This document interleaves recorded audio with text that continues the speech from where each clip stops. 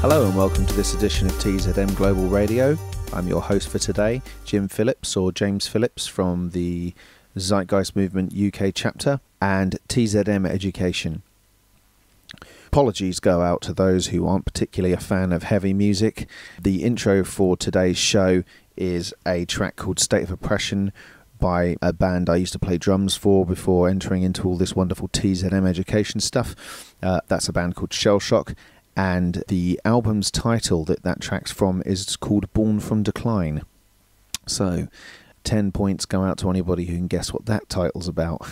Obviously, it's about us coming from a position of scarcity and needing to transcend from that. In other words, it's a concept album based on the tenets of the Zeitgeist Movement and the Venus Project. So I figured it was appropriate to open the show, especially seeing as I found my personal state of mind to be getting increasingly agitated with how things are. I suppose I naively expected to be able to prove my case to people and them to see the sense in it, but I didn't quite realise how ingrained cultural reinforcement really is. It's a tough one, isn't it, guys? But, you know, we soldier on and we try. I think sometimes it's important to get a little bit angry and then try to use that anger and direct it towards getting some stuff done out there. As Rage Against the Machine once said, your anger is a gift. So just in case you missed the lyrics in that introduction section, they are, we're so tired of this shit, caught in the ever-constant state of oppression, complacently obey or be empowered by the truth. And I wish I'd written that lyric. Unfortunately, I can't lay claim to it, but I think it speaks volumes about where we're at. Because you can be pissed off with how things are all you like, but it doesn't change them unless you get up off your ass and learn something and seek knowledge and question authority. If you don't do those things, then, quite frankly, I think you probably deserve what you get. But anyway, away from my rather agitated introduction to this radio show and on to some news for the movement. The Zeitgeist Media Festival has been and gone. Peter's last radio broadcast showcased some of the material that was performed at the main event in LA this year, and it sounded great. It sounded like it was a great event, so thank you to everyone out there who put on an event and who participated. Much appreciated. We are still taking submissions for presentations and lectures that you've given on this concept and some of the material. So if you could send some of that through, because obviously the wider range of material we have that puts this direction forward, then the more, universal our approach can be. So please do send those to media@thezeitgeistmovement.com. Then there is the One Planet project, as we've been through in several radio shows now, so I won't belabor what that's about. I'm sure you're all aware. Please do go to oneplanetproject.net and you'll be able to find out all the information about it there and download all the resources you need to make that project a storming success. Okay, a new project of mine, which is called The First Christmas, has made a good step forward. I discussed this in my last radio show, but just to give you a brief outline of it, the basic premise is to kickstart a gift economy around the theme of Christmas by applying a badge to your Facebook main picture profile, indicating that if people were intending on getting you a present for Christmas, you would rather they take that money and donate it to charity instead. Then we might be able to kickstart a gift economy and raise the consciousness to empathy rather than selfishness, to want more useless shit than the next person, so that you can throw it away in January quicker than them. So yes, anyway, some great steps made forward in this. I got a fantastic logo sent to me by Evelio Cortez. So if Evelio, if you're listening to this, massive shout out to you, mate. Absolutely love it. It's wicked. And we're on to phase 2 of that project. So this is a big shout out to anybody who can help with that. I've asked Evelio to look into it as well, but if there's anybody out there who can take the logo that I've got and knows how to transfer that to be a Facebook badge and or set up a necessary page, or has any ideas of how it can just be really smooth for people to be able to donate to anyone who feels the need to put the badge on their page, and likewise make it very, very easy for people to apply this badge to their page, I would really appreciate it if you could get in touch with me through my website, which is www.tzmeducation.org. If you go to the contact section of that website, then the email will come through to me. So I'd really appreciate any help on this, guys. I suppose a good time to kick it off would be sort of late October, early November. Who knows, maybe I need a nice simple little website as well. So if anybody else feels that this idea would be a really good one and wants to get behind it, I would really appreciate your help. So I think that's probably about it for movement news. As I mentioned in my previous radio show, each radio show I'll make a little tradition of reading a chapter from the book The First Civilization, which was written by one of our members, Jas Garcher. It's a fantastic book, and I think it's well worth laying out some of the points made in it. We have already read the prologue, so the next section is the introduction section on human behaviour and the environment. Please feel free to go online and find the PDF for this book, The First Civilization, and then you can read along with me.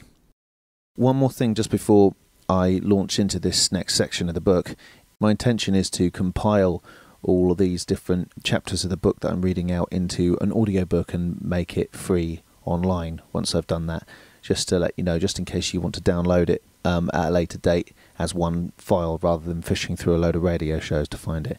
So anyway, here is the introduction of the book The First Civilization, subtitle Human Behaviour and the Environment. This section starts off with a quote from the very brilliant Carl Sagan, of whom I'm sure you're all familiar with.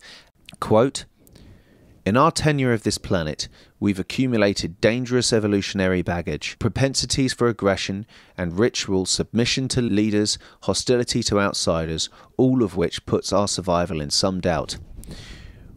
We have also acquired compassion for others, love for our children, a desire to learn from history and experience, and a great, soaring, passionate intelligence, the clear tools for our continued survival and prosperity." Close quote. Human behaviour and the environment. If we were to walk out into the wilderness and observe the behaviour of wild animals, what would we see? In all likelihood, we would witness brutal competition and intense violence.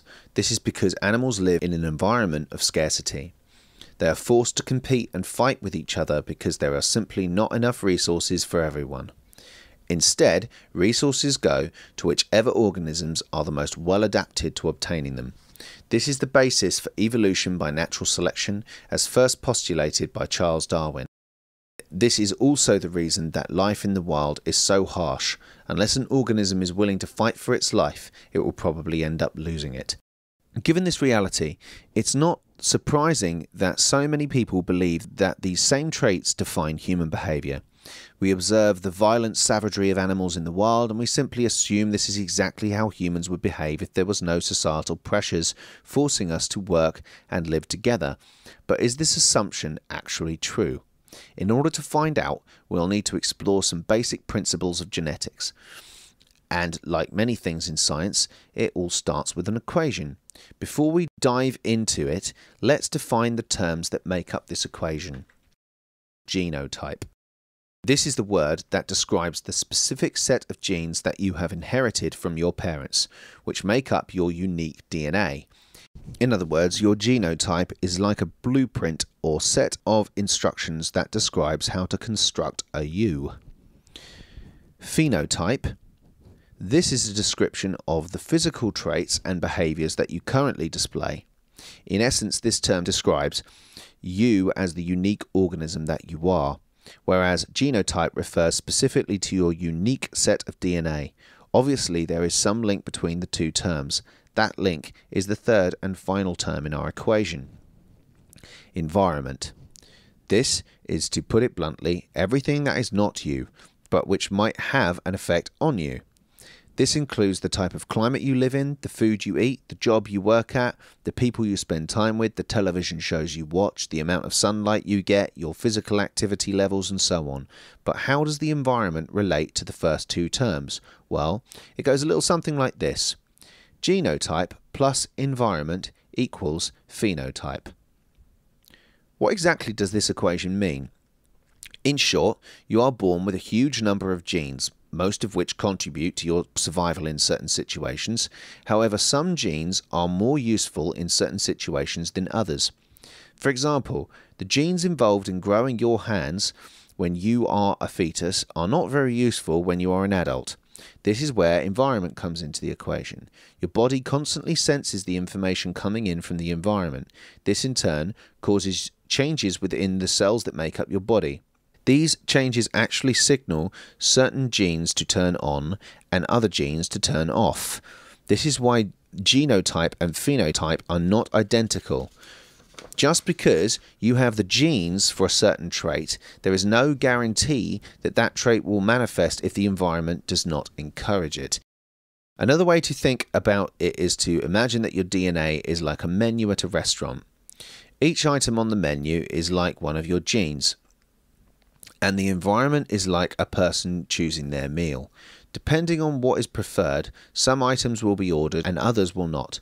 The meal that is created in the end is like your phenotype. The important thing to remember is this: your genes alone do not define who you are or how you will turn out. Our genes interact with the environment in order to determine our phenotype.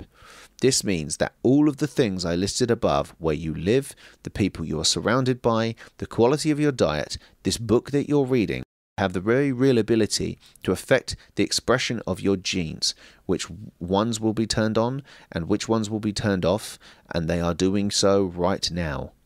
This relationship between genes and the environment has been given the extraordinary creative title of Gene-Environment Interactions, abbreviated as GXE. But how does gene-environmental interaction relate to human behaviour?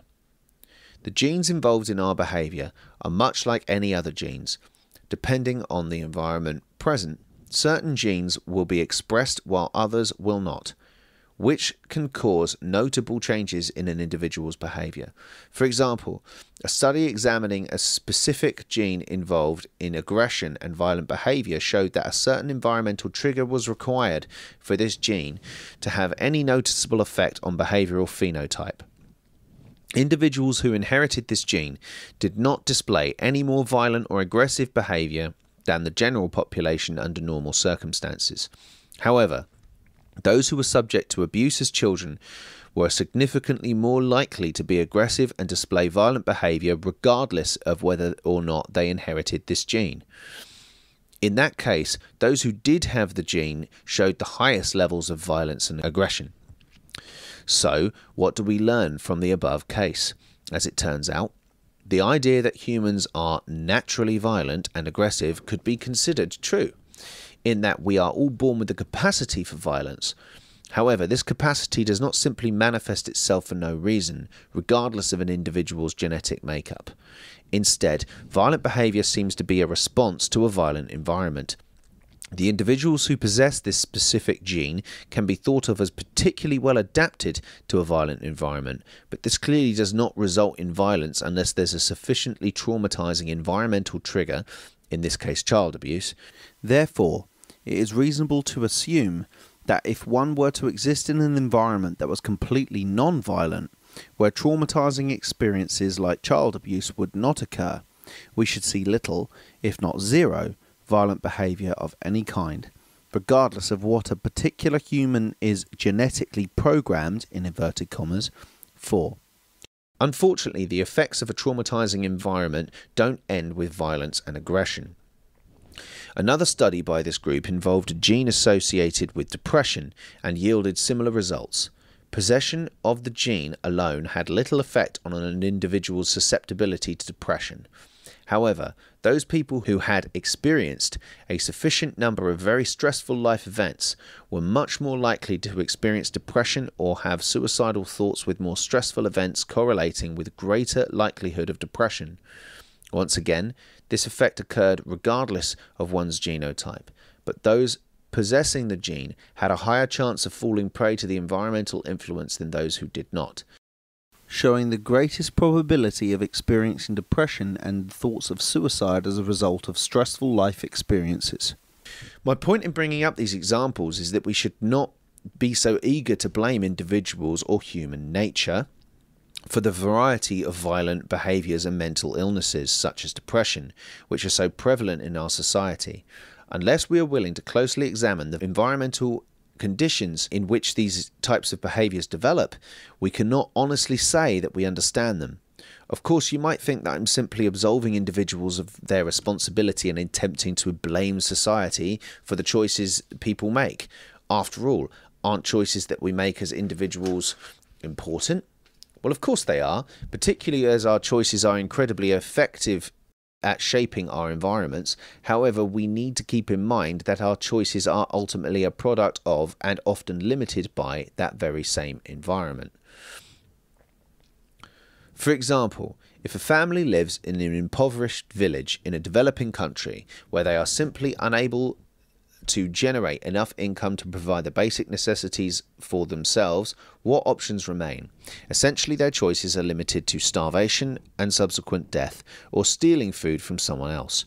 Should we be surprised to see such high crime rates in areas afflicted with poverty and unemployment? Almost certainly not. Let's apply this same logic to developed countries. How can children avoid a life of violence and crime when they are constantly exposed to gang violence?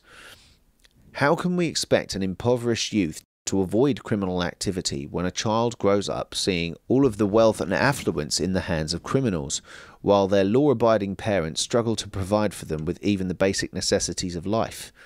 Once again, there are a variety of choices that could potentially be made, but those choices involving violence and crime seem to be most highly rewarded.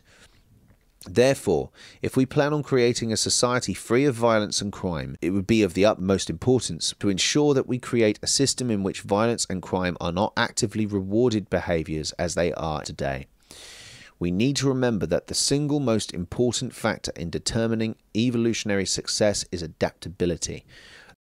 And I would just pause there because this is an important point. You can sometimes get to the stage where you say, oh, well, I'm just a product of my conditioning, so I guess it might excuse you to sort of maybe whine about the cards you've been dealt or whatever it is. And many people will bring up the argument of people having a very harsh life and then, but rising above those challenges. But even they're given the tools to do that to a certain degree. It could even be by having a particularly inspirational teacher at their school or watching a particular inspiring thing. But that inspiration does have to come from somewhere. We don't exist inside a vacuum. And I suppose that's the point, is that we would like to develop a culture where children are encouraged to rise to challenges, where they don't just get everything, in terms of knowledge at least, on a plate for them. But I don't think that negates the purpose of providing an environment that actually takes care of human needs. I don't think many people really say that that's what they want to do. And the people who say that, we have this very dark and sinister nature to us, but, that it's our job to rise above it. Well, in that case, why do you keep on trying to make the environment better? If the environment isn't the determinant of it, and it's all about not being born evil or something like that, then why bother making anything better? If everybody's got this fantastic choice just to be a nice human being, then why bother making society even remotely pleasant or remotely fulfilling of people's needs? We wouldn't even bother. So to me, it seems like a non sequitur. Let's find out how much of a role the environment plays in human behaviour, shall we? By trying to create one that takes care of human needs. Let's see how that works out. But anyway, I'll continue. We need to remember that the single most important factor in determining evolutionary success is adaptability. Our species has risen to dominance on this planet because we are the best at adapting to whatever situation is presented to us. Give us an environment in which violence is prevalent and crime pays, and our species will do what it does best: adapt to the environment and display whichever behaviours will encourage our survival.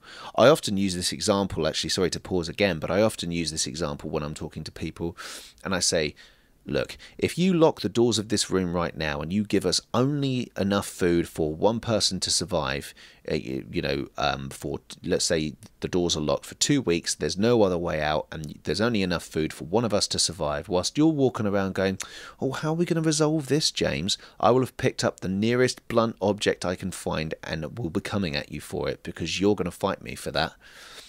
And you might say that that's cruel and nasty.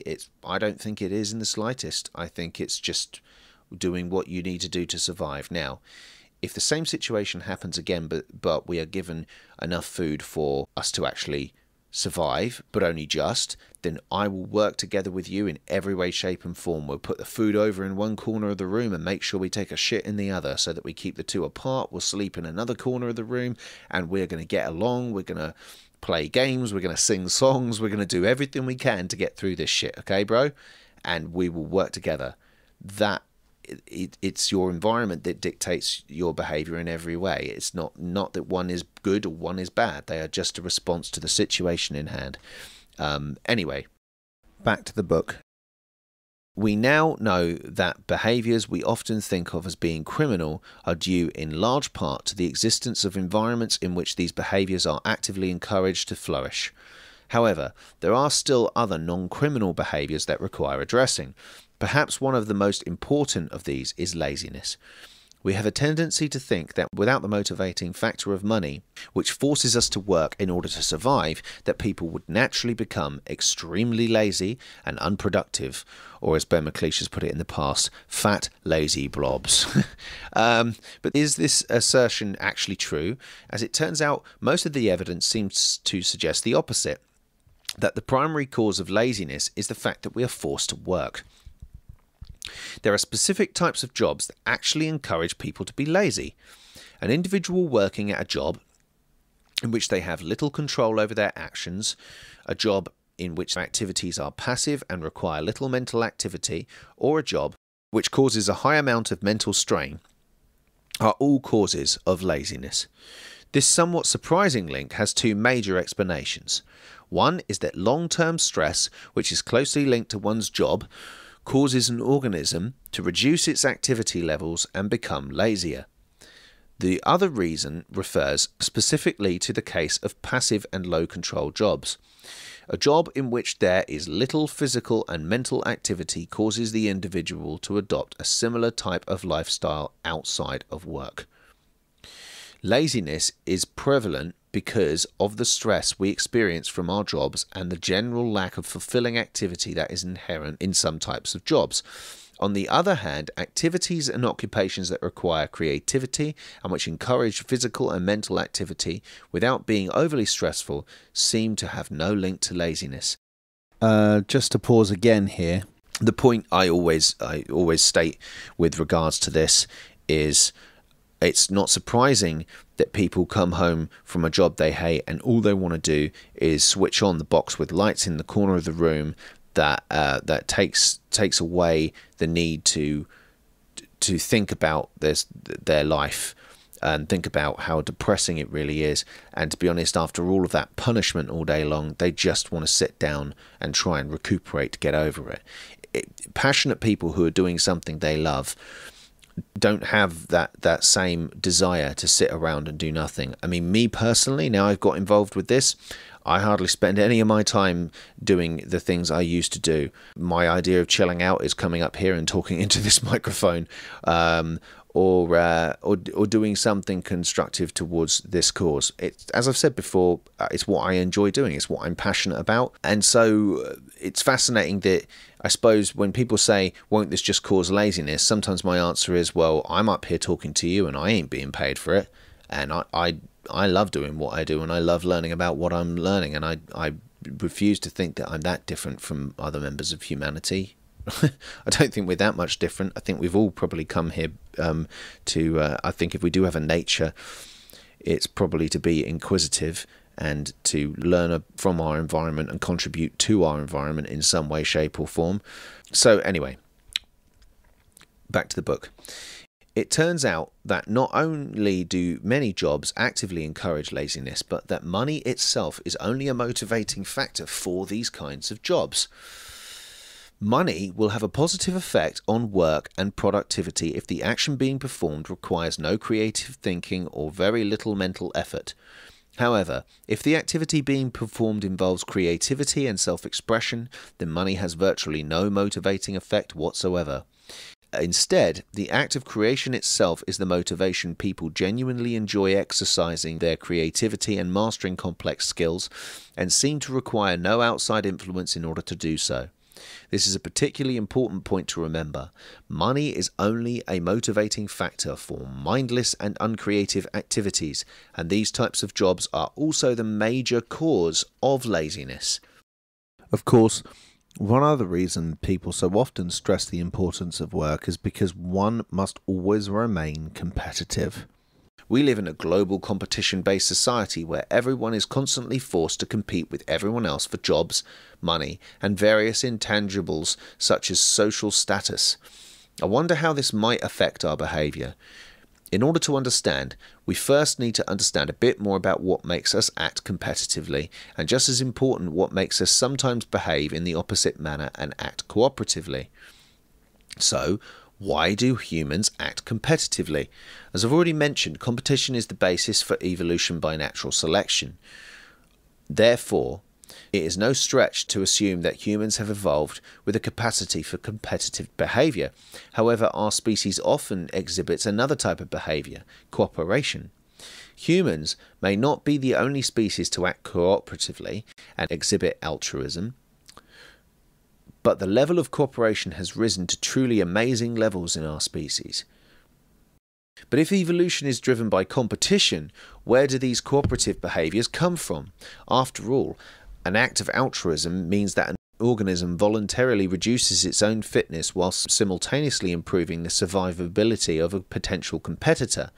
Did we in fact evolve to be cooperative? Is cooperation a cultural construct? As you might expect, the real answer is a bit of both. There are several theories that attempt to explain how cooperative behaviours might have evolved in Earth's animals. The theory of reciprocal altruism suggests that an organism will go out of its way to aid another member of its group, even if this act might compromise the survivability of the helpful organism.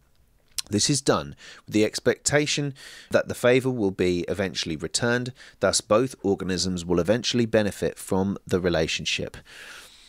The theory of kin selection states that we have evolved a drive to give help to our direct and extended families, those organisms whose genes are the most similar to ours. This is done in order to ensure that our general set of genes are passed on, even if it is a family member who actually survives to do the passing rather than us. Handicap theory suggests that altruism and cooperation are just more additions to the long list of behaviours developed in order to make us appear more attractive to the opposite sex. In the same way that a healthy male peacock is able to squander valuable nutrients on its elaborate tail, thus displaying how wealthy the peacock is in nutrients, so too might a human go out of their way to assist someone simply to show that they are successful enough to do so. Essentially, an organism will handicap itself in some way in order to show how sexually desirable it is. It's likely that the evolution of cooperation was due to a combination of these mechanisms. Each theory has some evidence in its favour, but none of them alone are sufficient enough to completely explain the extreme collaborative behaviours found in human society. It is more likely that the type of collaborations seen in our species are due not only to an evolutionary drive to cooperate, but also from a cultural need. For the vast majority of human history, we did not have the complex competition-based societies we see today. Instead, humans were organized into small hunter-gatherer tribes who survived by moving from place to place, foraging for food, and occasionally hunting. In such an organizational structure, it would be critical for the members of a group to be able to cooperate with each other in order to ensure the survival of the tribe. Cooperation within the tribe would also have been necessary to defend against occasional intergroup violence, where a tribe might be forced into direct and bloody competition with other tribes. As we might expect, there is evidence to suggest that periods of intertribal violence were highest during times when resources were scarce, thus increasingly forcing tribes to compete with each other. In such situations, cooperation within the group would have been vital to ensure the survival of both the individual organism and the group as a whole. Those groups who lack the ability to cooperate amongst themselves would have been much less likely to survive. We can clearly see that there are both evolutionary and cultural pressures that shape our competitive and cooperative behaviours.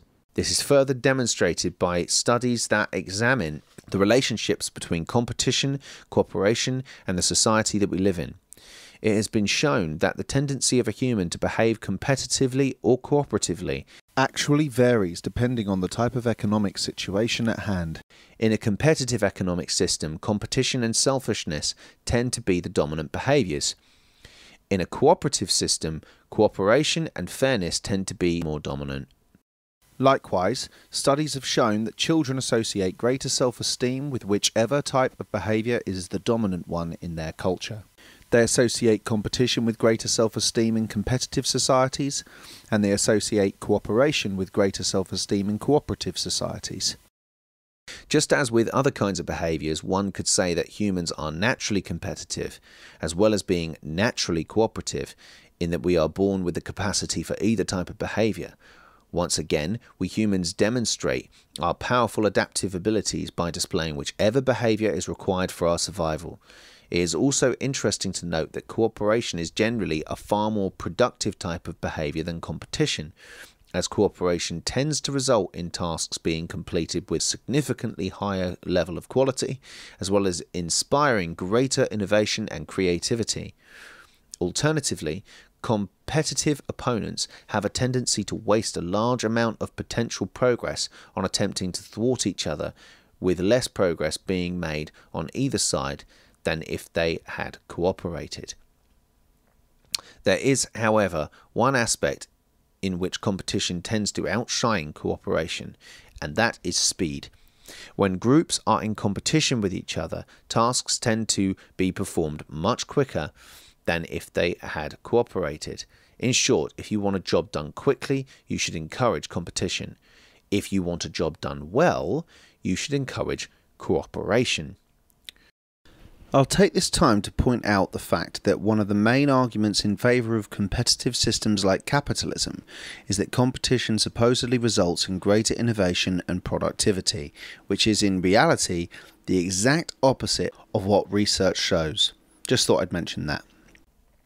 I should also mention that one of the major effects of living in a competitive environment is the long-term stress.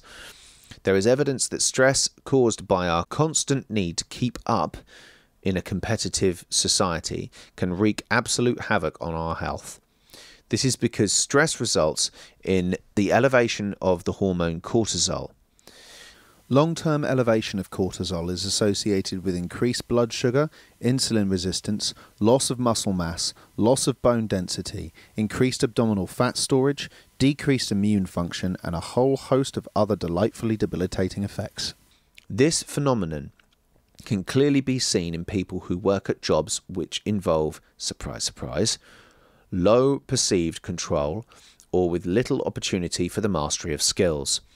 These individuals not only have constantly elevated cortisol compared to those working jobs they actually enjoy, but they also have much slower clearance of excess cortisol from their bloodstream following a stressful event. Unfortunately, this means that if you have a job you hate, it is not just ruining your day, it's actually directly killing you, and from multiple angles.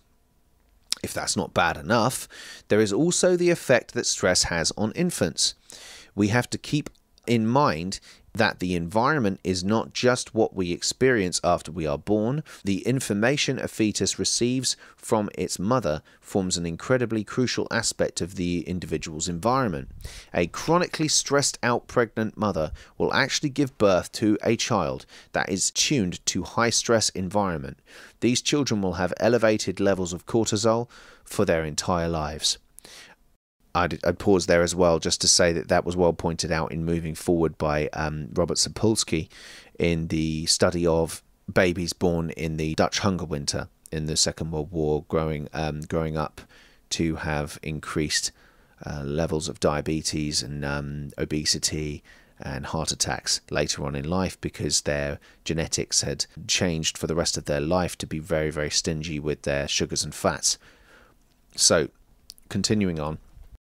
Unfortunately, in order to remain financially competitive in our society, pregnant mothers will often continue working well into their pregnancy, which increases the likelihood that this kind of event will occur.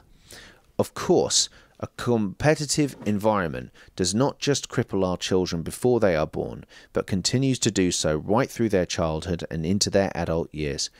Evaluation systems that are based on competition and hierarchies, such as the almost universal policy of assigning grades in educational systems around the world, have been shown to actively discourage kids from learning. Instead of inspiring students to work towards achieving their highest potential, they are instead compelled to do the minimum amount of work required to avoid failure. In summary, a competitive environment will encourage competitive behaviour, which results in less productivity, higher stress, and a tendency to exert the least amount of effort possible to avoid losing or failing.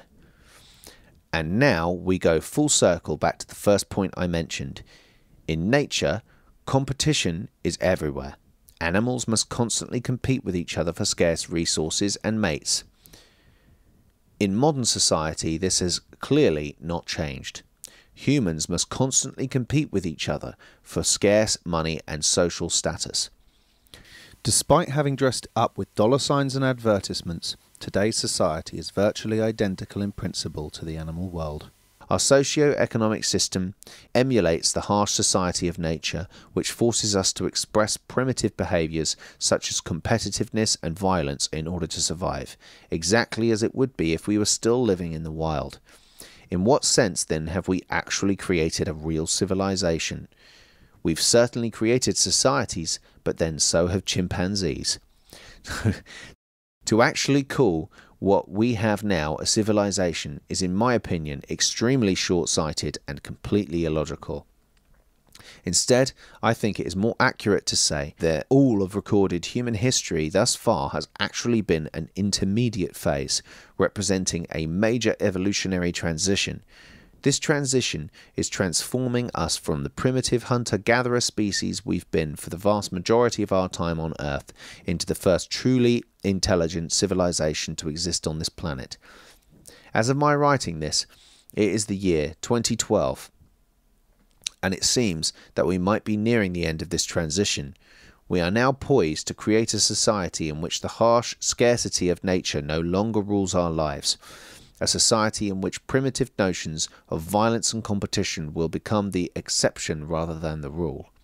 And most importantly, we can finally create a society in which the needs of every human are met and all people are able to live in freedom and exercise their creativity.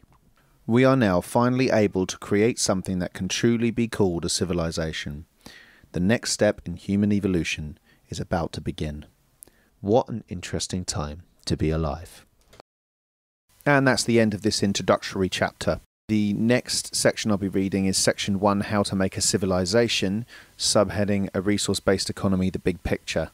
And that will be in my next radio broadcast. But I've also mentioned that I'm going to be including some of the other lectures that have been given at different Z-Day events, invariably because we don't have the time to check out everybody's lectures, or at least I don't. So there's one that I caught up with recently, given by YouTuber and blogger from the UK chapter, Myles Dyer. This lecture was given at London Z-Day 2012, and the title of it is Realise and Empathise, Uniting the World Through Education, Awareness and Online Community. I think it's an excellent lecture, and I hope you enjoy it, guys. So there are 6 topics I'm going to talk about in the first half, in the next 10 minutes. The top 3 are much more detailed than the bottom 3. These are different parts of establishment that I've worked with through YouTube. So charity, mainstream media, healthcare, government, education, activism. I can read. Round of applause, please.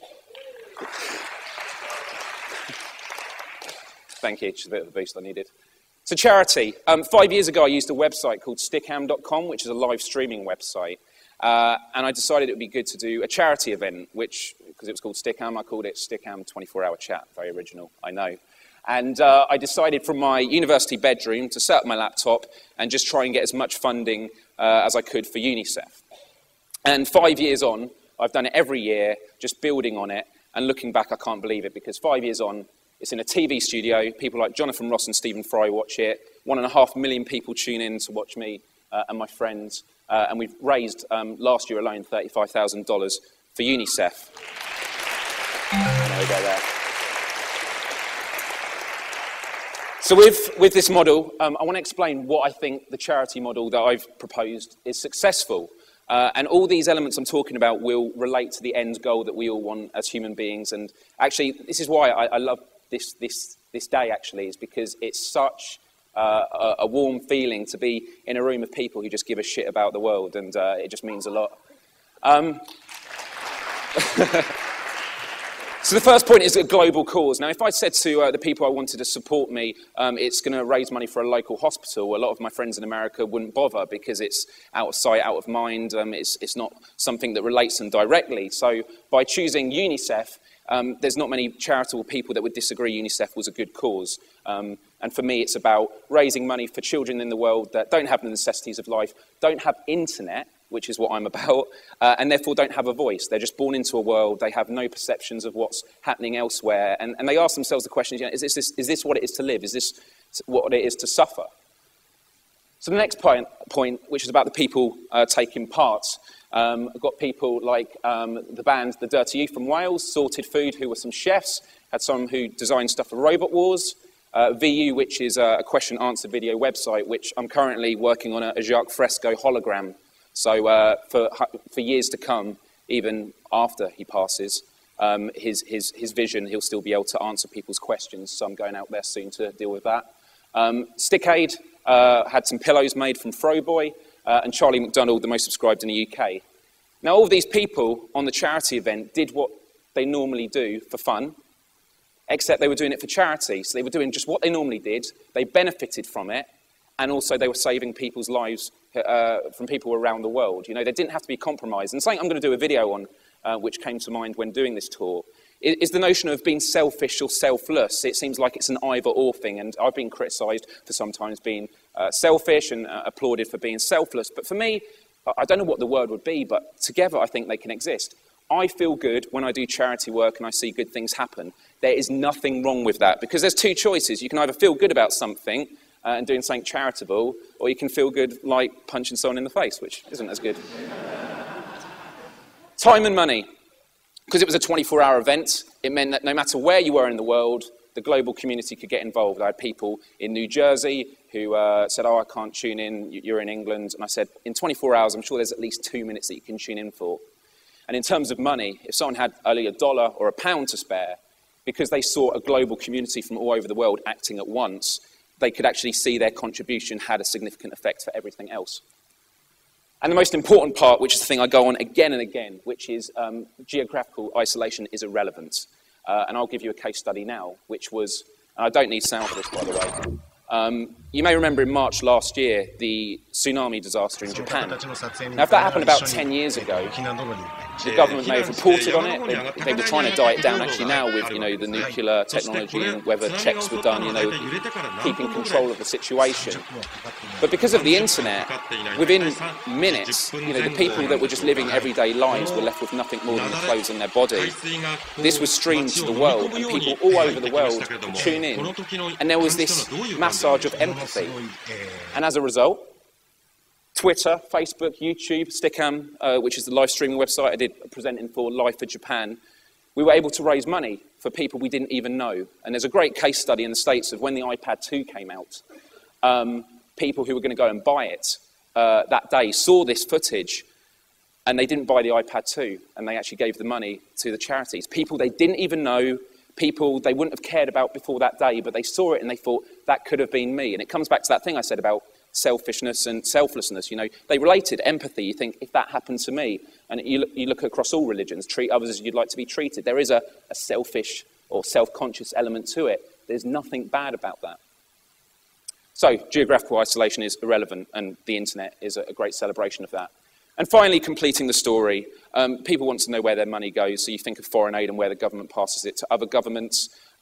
With our stories now, we're able to show you where the money goes and the children and people it helps, and that's a great thing about the internet, completing the story. Mainstream media, the next thing. I've been at battles with them the past 1 to 2 years. I can't stand mainstream media. I've been on Sky News talking about online identity, in which they were claiming that I get drunk at parties, which I don't know how they came up with it, and I challenged them. They said, oh yeah, I'm just saying as an example, you know, any chance to put a spin, you've got to be prepared. This was about Ask the Prime Minister, something I'll get to in a moment, and then I've been on LBC supporting the Occupy movements and stuff for just YouTube gatherings, etc. But the example I want to come up with is BBC Upstage in 2009. I got a phone call from Endemol, who do Big Brother, and they saw that I'd done Stickade, the 24-hour thing, and they said, how would you like to spend 6 hours in a box, a glass box? And I was like, okay, go on, which probably wasn't the best thing to say at first. But the plan was in Bristol Town Centre, they were going to have 2 boxes, one orange, one purple. You entertain for 6 hours on a big clock, and you compete against someone in the other glass box. And they wanted me on it, and the prize money was £10,000, and the internet community could vote. But they were also asking all my other YouTube friends to get involved, and I knew what they were doing. The mainstream media, television, wanted to get internet viewership onto their websites and for us to knock each other out. You know, the us and them mentality that we talk about quite often. So we all said we were going to do it, but what they didn't realise was I spoke to the others and said, let's work together. We beat every act on national television by 8 times the votes. Endemol did smear campaigns. They got people to come and boo us when we came to win the next round, and it never got commissioned again. And it even got to the point that as soon as the show ended, they closed it down, and they didn't even get our taxis back. They just were pissed off.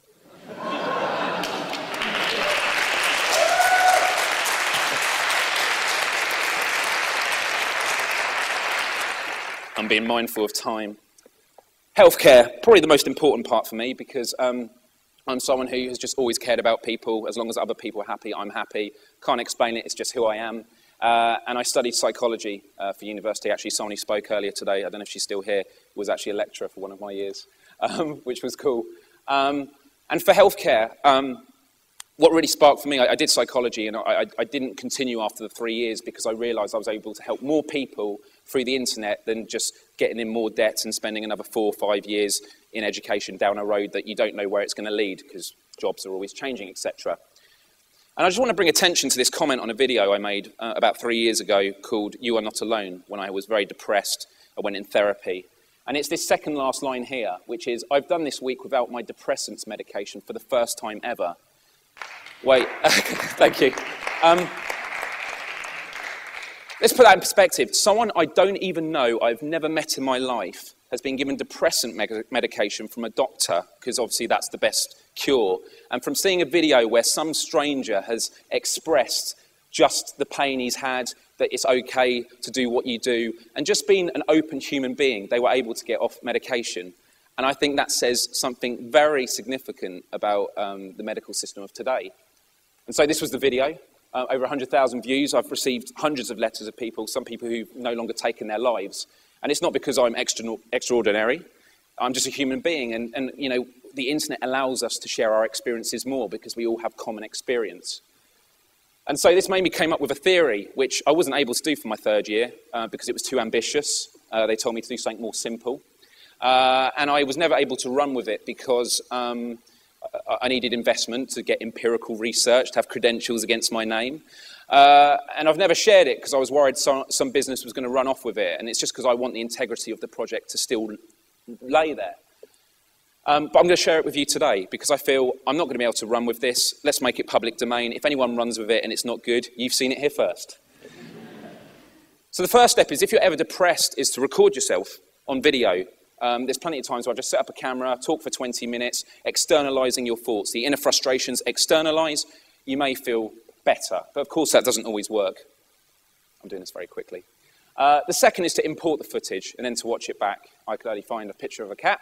I've never tried it with a cat. I don't know if they would get much benefit. But by uploading it and watching the footage, You're seeing yourself as a third-person entity, because you may have had it before where you were you knew someone who was depressed and you gave them advice.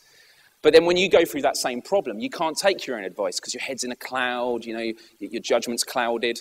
And the metaphor I'd use, it's like you have a tennis ball and you threw it against the wall. It's only when you catch it again that you realise the power that you were dealing with in the first place. And so with this, by watching yourself in third person, you're seeing yourself as another human being. If you just talked in the mirror, you just look crazy. And so by doing that, you may actually realise, oh, I understand this, and I can understand why I was sad, and you may come to some resolution. But of course, that doesn't work. This is me pretending to edit a video.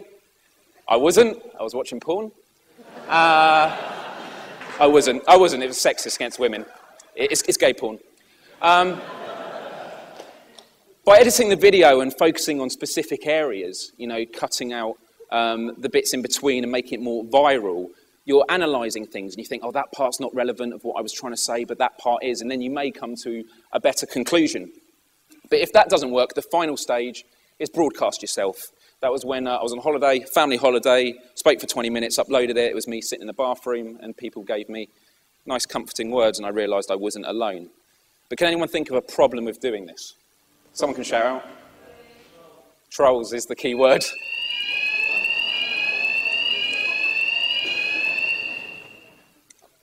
That's the troll alarm. Yeah, trolls. So you sometimes get comments like, go kill yourself. And I think this is a real challenge with having a global empathic society with the internet, is people haven't evolved with it yet. YouTube's only been around 6 years. The only reason that I empathise with people online is because I've met tens of thousands around the world. So when I talk to people online, they go, I go, do you want to meet up? And they're like, we've only just sort of started speaking. I'm like, but yeah, I have a good judgment now of what you must be like in person. And personally, online, talking to someone on a chat room in a day, you get to know them much better than speaking over loud music in a nightclub. I don't know if you agree to that. So I think you get to know people a lot better. And so there are plenty of examples like this that I could give, but I've got to hastily move on. And I had a solution. And I wanted to create a website where if you were depressed, you would sign up, you would do a psychiatric test, and you'd find out if you were a severe case. And if you were a severe case, therapists would jump in and help out. But if not, you could use it, and it would be a forum. You'd upload your video. It would be monitored to ensure there were no trolls. And hopefully you would come to solutions. Because I believe that you don't need a counsellor to get you out of depression in serious cases. Yes. What you need is just people that are open who can share common experiences, because what doesn't kill you makes you stronger. The whole point of empathy is sharing experiences that you yourself has not had yet. So we all know you're going to die if you jump off a tall building. We haven't done it, but we know, and that's a part of empathy. And my theory is this, which I'd love to test one day, and if there's anyone else who can make this happen, I know there was a documentary going to be done on current TV for this, but unfortunately the plug got pulled, is once they've got through their depression and they're better with what they do, I think they'd actually stay in the community and then share their experiences with newcomers, and it would grow more and more, and hopefully people would then realise there's a community where people aren't alone. And that's my hope for the theory of expressive insight, so there's that. The final 3 sections are very quick before I explain the actual project I want to pitch to you all today. Government. Gordon Brown did Ask the PM, where he put himself on a pedestal online and said, I'm going to answer any questions. So he was exposed online, complete transparency. I asked a question about freedom of speech. People all saw my question. They voted for it. They wanted him to answer it. They had perceptions of how he may respond to it. And did he answer the question? No, of course not. He put spin, but he's exposed. And there's a great example with Barack Obama recently on a Google Hangout, where the top-rated comment was about, I think it's Richard Dwyer, he's been extradited to the US for Pirate Bay for something that Obama supported, but he said, oh, I just don't know, and it goes on. But people are losing more faith in the government system because on a level playing field, which this is meant to be, it's not the case. But afterwards, I was invited to the Foreign Office to talk about digital diplomacy. I was asked to support against the arms trade, for the arms trade agreement. And that was my interest in government. In education, for my university, I talked about blended learning. I think it's outrageous that you can expect someone to study for 12 weeks a semester and then you expect them to regurgitate that in a 2-hour exam. You could be a genius who has so much to contribute to the world, but because you can't write it on a piece of paper, you are condemned to not share that knowledge with the world, and I think that's disgusting.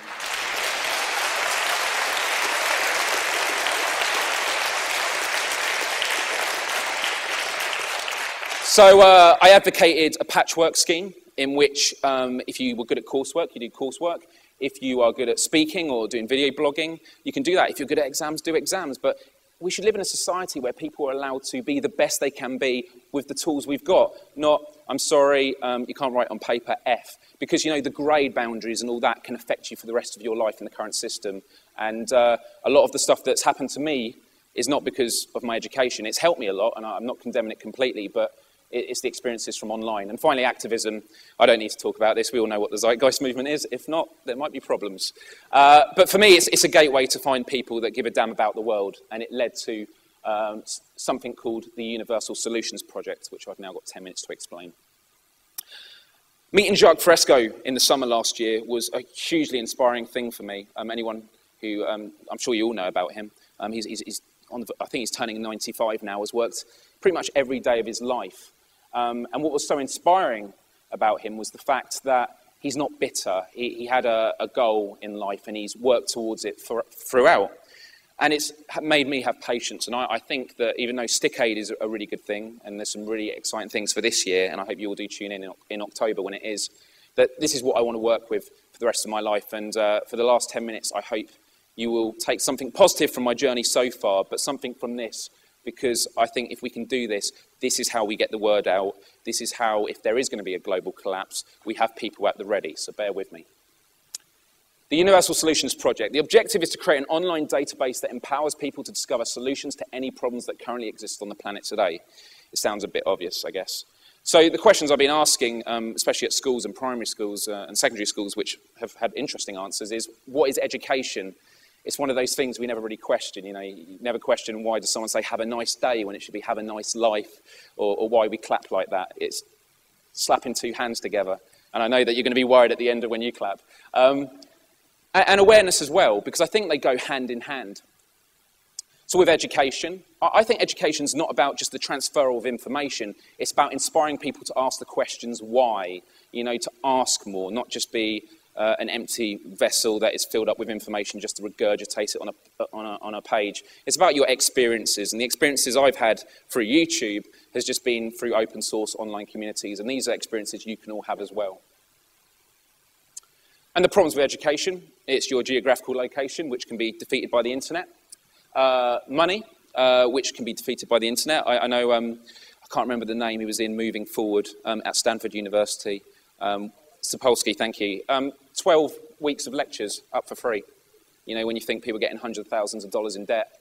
And league tables, you know. The reason teachers, you know, might be asked questions about curiosity and they'll go, I'd love to answer that right now, but I can't because we need to get the grades so we get the funding and I keep my job. The other part is also to be disciplined in a broad range of subjects so you don't get manipulated in society. You know, you could be a chemist or a cameraman or something like this. It's good to have a wide discipline because then you can become more humanitarian.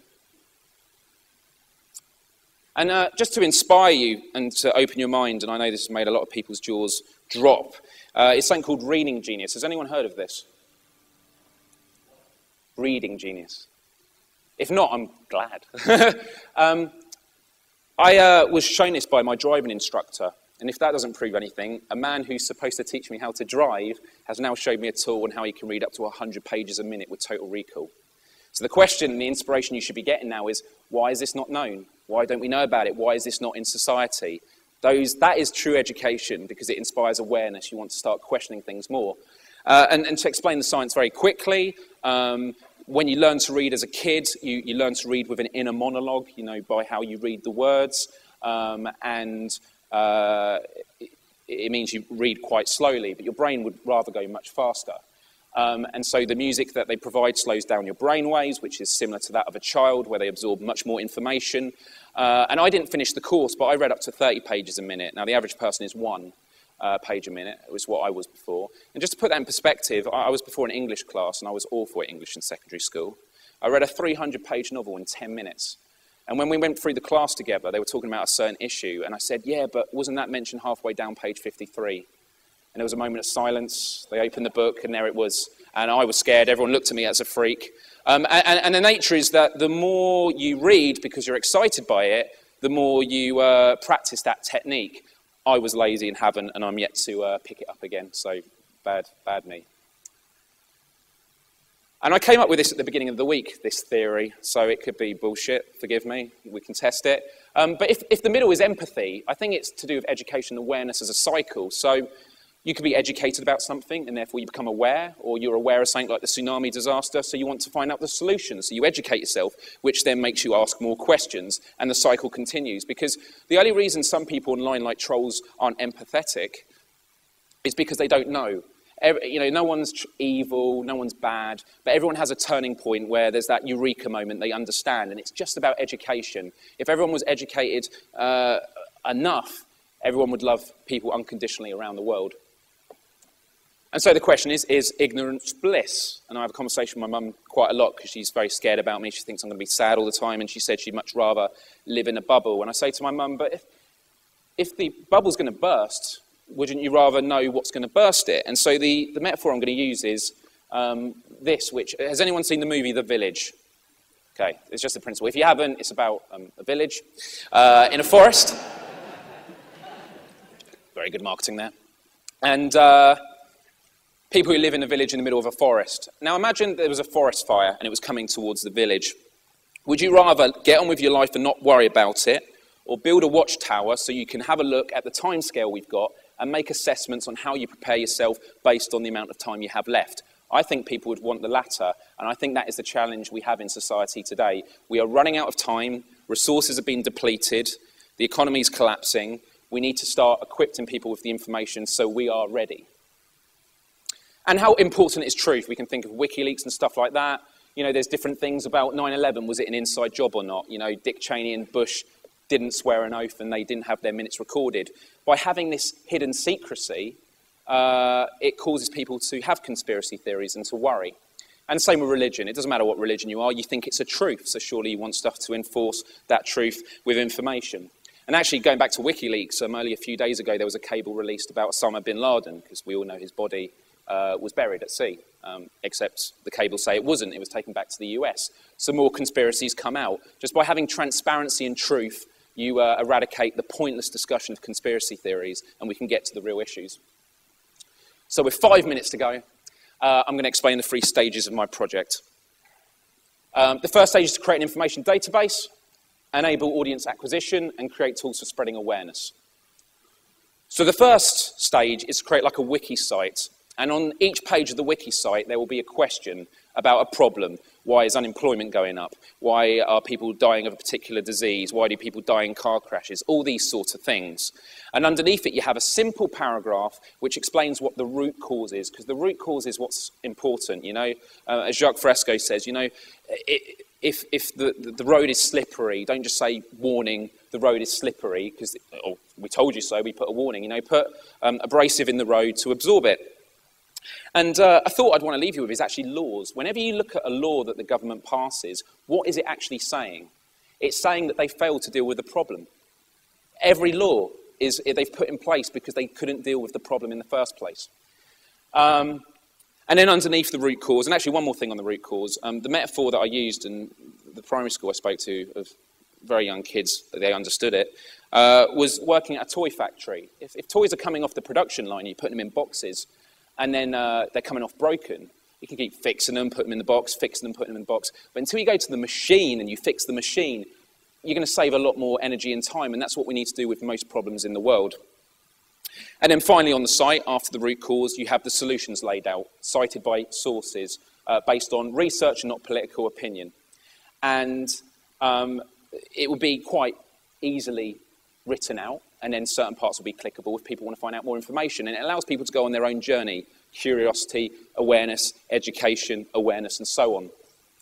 But one of the questions I get asked quite a lot is, what about moral dilemmas? Does morality get in the way? And the example I want to give you is abortion. Now, people are pro-choice or pro-life. It's something we're never going to have an agreement on. But what if we look at the root cause? What's the root cause of abortion? It's unwanted pregnancy. So education's not good enough, contraception's not good enough, or they don't want to bring up children because they're not financially secure. Now, I am by no means saying there is an absolution for eradicating the need for abortion, but by dealing with the root cause, the moral discussion no longer needs to exist. Does that make sense? The second stage is audience acquisition. Very simple, create databases. Lots of charities working for the same thing. They want to solve poverty, animal welfare, all this sort of stuff. Why don't they work on the same team? Why are they doing their own brandings and stuff like this? They should be working together. So by creating a database, we approach them, we say, have a look at the problem pages and the solutions. Is there anything you have to add? And we accumulate all their information. And then third, we create tools for spreading awareness. Now, I'm sure you've all been approached by people on the street. Excuse me, are you interested in a certain cause? And we may cross the road because we don't know if it's going to relate to us. And we all have in a hierarchy of what charities matter. You may have lost someone to a certain disease, in which case you would be likely to give to a cancer charity, for example, or if you had animals, more likely to do that. That's not good enough. It's inefficient just to put posters everywhere about certain causes and assuming. So when we designed this website, every one of us in the room could go out with iPads and we go up to people in the street and we say, excuse me, what matters to you? And it goes back to that thing about, selfishness and selflessness. It doesn't matter if it's what bothers them, because when they look at the root causes and when you're going through what matters to them, you learn more about things for yourself and we all become educated. And I think that's the best way we can do it. We can take to the streets worldwide. There was something I did for a band 6 years ago with Bluetooth, where I was able to stream to an entire room a video of the band that was performing for more info. So we could go to protest rallies about a single issue and stream to them all the solutions that we have and the research they need. And I think that's really important. And in places where they don't have internet, each page will be printed off as a flyer. So going back, in summary, I can't believe I've done it this quick, the 6 issues I said about my personal experience at different establishments I've worked with relates with my project. So we've got charity. It's about bringing them all together because we all want the same thing. It's human problems, not individual. Mainstream media. Mainstream media is trying to hang on. It's going out, and I can't wait. And a great example is WikiLeaks. The New York Times was publishing WikiLeaks data, and so was the Guardian newspaper, but they stopped after a while. And why do we think that was? Maybe government intervention, etc. But what I think it is they were shooting themselves in the foot. Because why on earth would people want to pay for a newspaper to read about someone's opinions about facts which are available online for free? So if we can have a website where all the information is there for the problems and solutions, I think that we will be putting news and mainstream media out of business.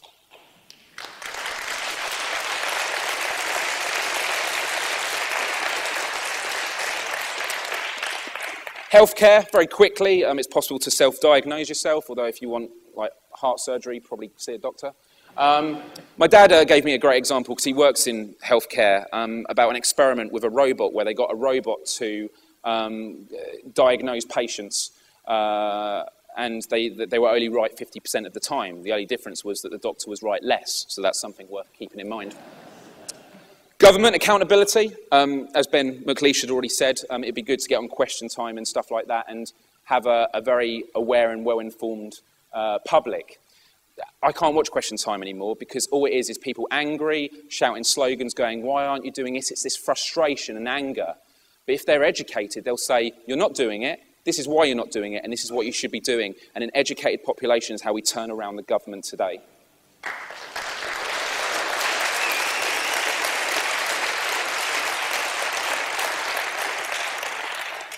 Education, I've said enough about. It should be available for everyone. We should just get all the information to all corners of the earth, regardless of how much you can afford. And finally, activism. Egypt's a great example, because people took to the streets quite peacefully because they had a solution in mind, and it's why I think we need to engage in people, which is my final point. The system is going to collapse. We are running out of time. People are going to start waking up as they get laid off and they lose their jobs. But with frustration and anger, they take to the streets, they shout slogans, they vandalise stuff. But if we can give them information so they can actually understand why it's happening, they can rationalise and they can say, this is why it's not working, this is what we need to do. And that is why it's important we educate everyone, because if we don't do it in time, it's going to be too late. And I guess a great metaphor is the Titanic. As the Titanic was sinking, there were people drinking at the bar because they thought it was unsinkable. And I've spoken to a lot of people now, a lot of my friends with a lot of influence online, saying, the system's going to collapse, and they go, yeah, but I'm enjoying it for the meantime. But if you wait until the Titanic is just under the water and you all go for the life rafts at once, it's going to sink. It's not going to cater for everyone. If we run out through peak oil and then we need renewable energy and it's just one place in the world, territorial dispute, there's going to be mass civil unrest globally. So we need to start planning now. And with Egypt, Mubarak didn't step down, they cut off the internet, and that is when violence broke out. They overthrew the government, and then everyone was sweeping the streets the next day, and I think that's a good point for what I'm trying to say there. So with all that in mind, I just want to leave a final thought, which I know has been mentioned already, which Jacques Fresco said. When an astronaut goes into space and he looks back, he doesn't see borders. He doesn't see, individual countries or cultures. He sees just a world in which we're destroying each other. We're just not working together. And I guess this was actually a frame for this program called Prezi, which is really good for PowerPoint presentations instead. But I guess that represents empathy. We should have the whole world as an empathic society through education.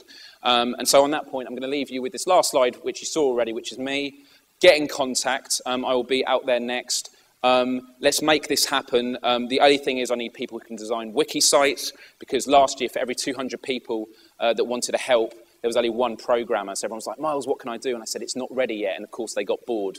And I understand a lot of people here have been bored over the years of not having something to do now. So as soon as we get the infrastructure up, we can get this running, we can challenge the government, we can challenge all establishments, and we can have power to the people once more. Thank you for your time.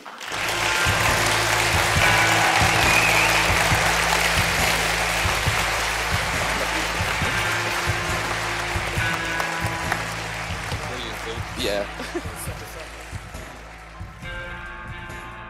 So I hope you all enjoyed that, guys.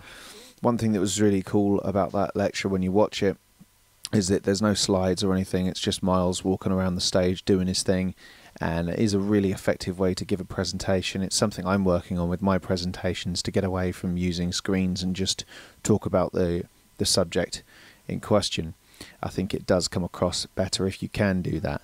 If you're giving a one-off lecture on something you wouldn't normally do, then use the screen. But eventually, if you can get used to delivering a really good, powerful and well-presented lecture on just the train of thought of a resource-based economy, something that you're going to do more than once, then it's good to get away from using the screens. You're going to look a bit more confident, or at least that's my point of view. When I watch a lecture being given, it makes people feel more confident that you really do know your shit if you're standing up there and you're just rolling with it rather than needing to read. So in keeping with the recent media festival that passed, I figured I'd close today's show with a couple of aesthetic pieces. The first is actually a poem, and then, as previously mentioned in this radio broadcast, the second will be a piece of music. The poem's called The Angel of History, which was written by a German Jewish literary critic and philosopher writing in 1940 called Walter Benjamin, who was a strong opponent of fascism at the time. And whilst I think this poem has a strong critique of fascism running through it, I think it also applies very much to history in general. And I think it also goes to show how effective aesthetics can be, because the first time I heard this poem and the first time it had an impact on me was when Ben McLeish read this poem out at Z-Day 2010 in London.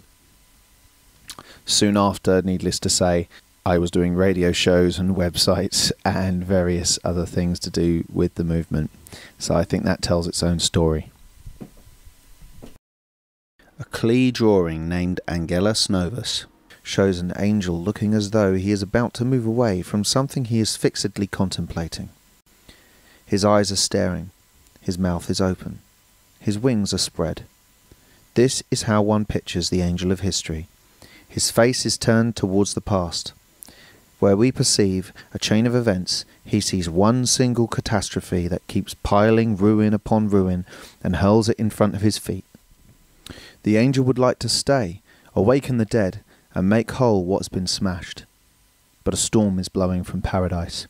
It has got caught of his wings with such violence that the angel can no longer close them. The storm irresistibly propels him into the future to which his back is turned, while the pile of debris before him grows skyward. This storm is what we call progress. The world is a billboard advertisement, a picture of greed and scarcity in a well-adjusted